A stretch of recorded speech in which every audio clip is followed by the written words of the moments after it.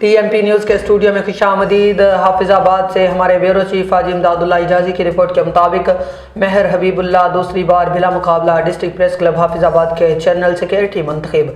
District press club Hafizabad के इंतखाबात 2025 में महर हबीबुल्लाह दूसरी बार बिला मुकाबला जनरल सेक्रेटरी मंतखब हो गए। इस मौका पर हर दिल अजीज़ शख्सियत मियाँ कादर बख्श भट्टी अपने दोस्तों के हमरा नौ मंतखब जनरल सेक्रेटरी महर हबीबुल्लाह के घर पहुँची और इन्हें मुबारकबाद दी।